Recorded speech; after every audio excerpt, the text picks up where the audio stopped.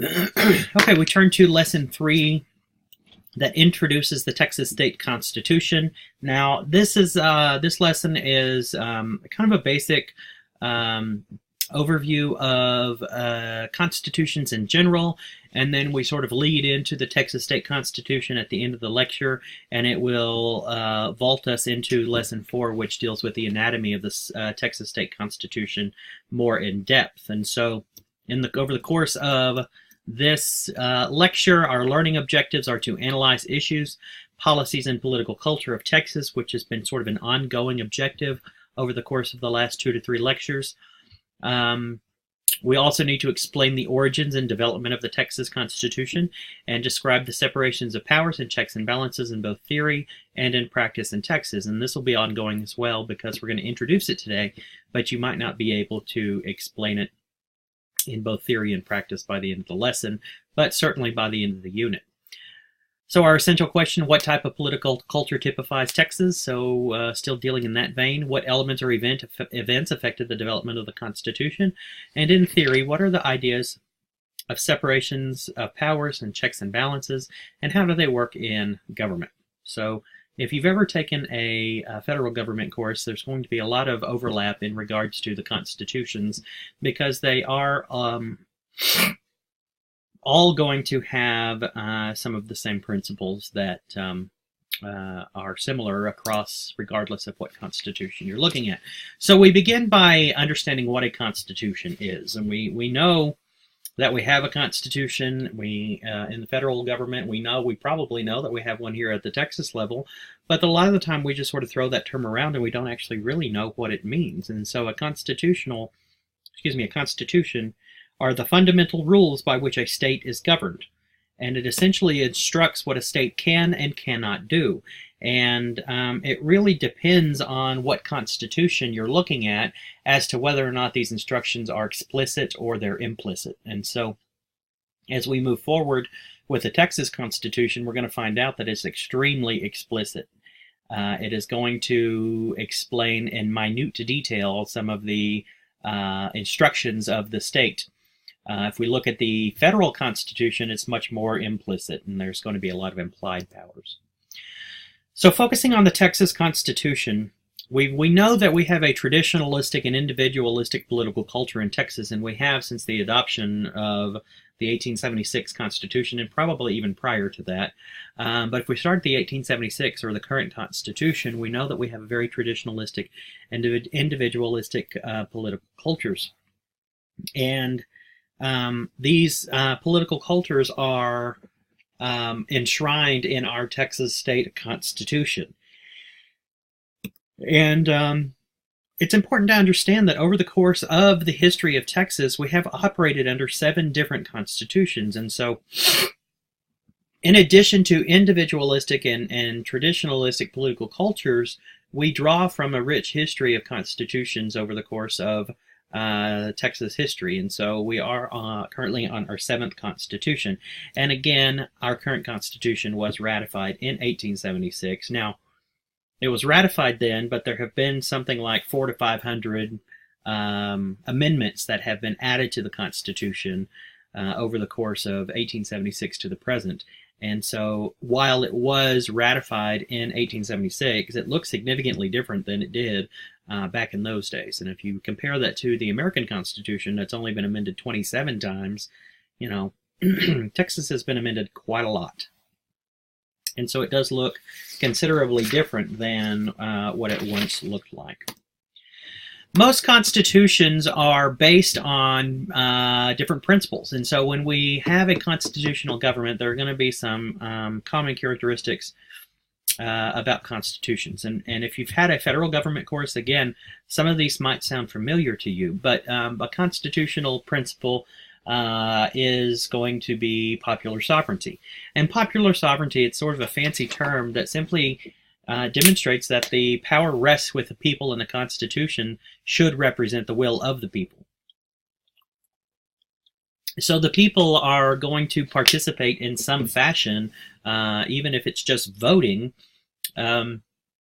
on the government and the things that occur in the government. The Constitution should really represent the will of the people. Citizens in all states must vote to approve changes to constitutions, except Delaware. They're an exception to that rule. But every single state has this element to where if a constitution is going to be changed, the citizens have to ratify that. So you might see different propositions on state ballots, on state ballots that the citizens have to approve or deny. And so if they approve them, then they're added to the Constitution. If they're voted down, then they're obviously not, all except Delaware, which the state legislature has the ability to amend the Constitution without the approval of the voters. Indirectly, the voters in Delaware are going to be responsible for changes to the Constitution because they elect the people who are making those changes. But anyway, that's neither here nor there. But 49 out of 50 states, voters must approve the changes to the Constitution.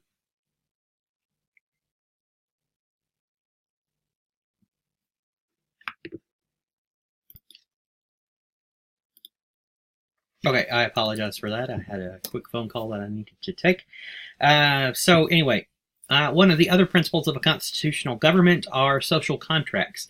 And social contracts are the idea that all individuals possess inalienable rights. And if we look at those inalienable rights that were outlined by John Locke and then borrowed from John Locke by Thomas Jefferson, is that life, liberty, property, or pursuit of happiness. And so individuals possess those inalienable rights, and individuals willingly submit to the government for protection of these rights.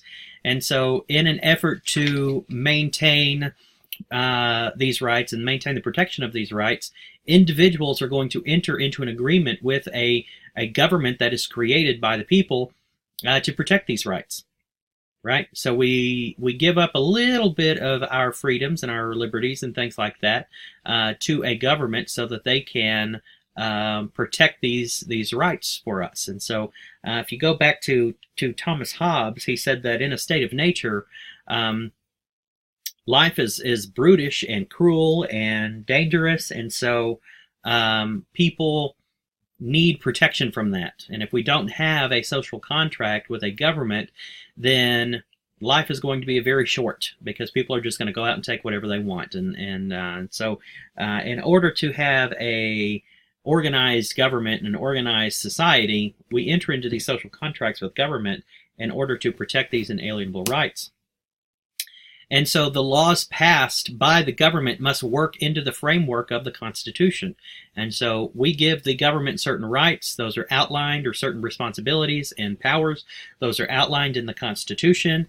And in return, we submit to them. We submit to those laws as long as the laws are passed to work within the framework of that Constitution. And if they are not, then it is the responsibility of the people to break that social contract and recreate a contract with a government that will work within the bounds of that Constitution to protect individual rights. Another principle of a constitutional government, one that is very near and dear to the hearts of Texans, is this idea of limited government, which ensures that leaders do not take advantage of power, and we essentially establish what they can and cannot do. The Texas Constitution is a great example of limitations of powers of government because it outlines in minutia what can and cannot be done by the government. Because Texas had been subjected to that Reconstruction government under the Republican Party in the 1860s, prior to rejoining the United States, they had a severe mistrust of the government. That government was extremely centralized and very despotic, on some level. And so Texans were afraid of that when they adopted the 1876 Constitution, and as a result, they limited the powers of the government severely. And if you look at our if you look at our executive branch of government, our governor is extremely weak if you compare him to other states and other places. His power is extremely diluted because going back to that Republican government, that carpetbaggers constitution, the governor that was in place under that carpetbagger constitution had a lot of power, and they were backed up by the military. Texas did not like that, and so in great detail, as the new Texas Constitution was written in 1876, there's going to be significant limitations on the powers of government. And so we see that one of the primary aims of the individuals is or one of the primary aims of the framers of that 1876 Constitution is going to limit the government's power. And so if we look on to more specifically state constitutions, there are going to be some characteristics that are very similar to the federal government, but here are some characteristics of state constitutions. We do have that separation of power where the power is divided between different branches of government. In Texas, the executive branch, as I have stated, is very weak. It is a plural executive, which means the governor is elected, as well as the lieutenant governor, the attorney general, and many of the other executive cabinet departments. They are elected in separate elections. The governor does not appoint anybody to the executive branch except the Secretary of State. And so, by and large, the executive branch is extremely limited in their scope and their power because they're having to contend with other individuals who have been elected by the popular vote within the state who might have their own agendas, and there's not just a whole lot that the governor can do to sort of rein that in. So the governor and the lieutenant governor, they don't even run on the same ticket like the president and the vice president do. They run separately in separate elections. And so we will have some separation of powers between the different branches, but it looks a little bit different in our state than it does at the national level. And probably the most powerful branch of government in Texas would be the legislature, and the most powerful, I could argue that the most powerful individual in the state of Texas would be the Speaker of the House of Representatives. Checks and balances are these powers granted by the Constitution to each branch of government to restrain the other branches in some way. And so, as I was saying, this is a thing, right? There are checks and balances between the executive, the legislative, and the judicial branches in Texas government, but they're going to look a little bit different at the state level than they would be at the national level. And we will get more into that as we start looking at the three branches in particular moving forward. And then there's the Bill of Rights, which is the list of individual rights and freedoms granted to citizens. And Texas does have a Bill of Rights in their Constitution, which is a little bit more expansive than the Bill of Rights in the federal Constitution. And it goes on to protect more property rights and things like that for individuals.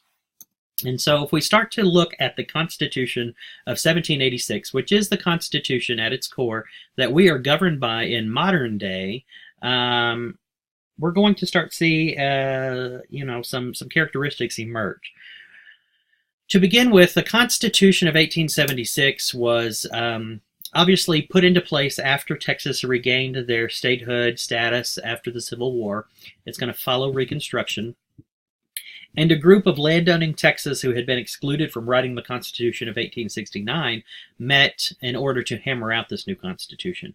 So that carpetbagger's Constitution, which was despised in Texas, is going to be thrown out, essentially, and a new Constitution is going to be written by the group of individuals who felt alienated and excluded from writing that 1869 Carpetbaggers Constitution. If you remember, the Carpetbagger Constitution is going to be written by a government that is sort of occupying Texas during that Reconstruction time period, and it's not going to be something that is based on the will of the people in Texas. It will be approved by voters in 1876. And because of that Carpetbaggers Constitution that the state had been subjected to, there's going to be extreme anti-government sentiment within this Constitution.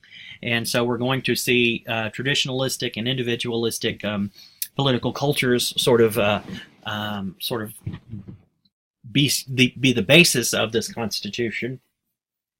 It was extremely anti-centralist government, objected to a centralist government, and as a result, it is going to really limit our governor and their power and their scope, not going to allow them to have too much power concentrated in one office, and that's going to end up with our plural executive. And then it's also going to expand the idea of limited government. It's going to take that idea of limited government and really put it into place significantly. It's going to lay it out very explicitly within our Constitution.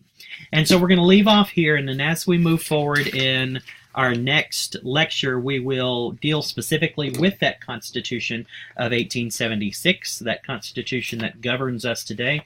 We're going to look at the anatomy of that Constitution. We're going to look at it, what is included within that Constitution, and sort of go from there. And so I will see you in our next lecture. Thanks a lot.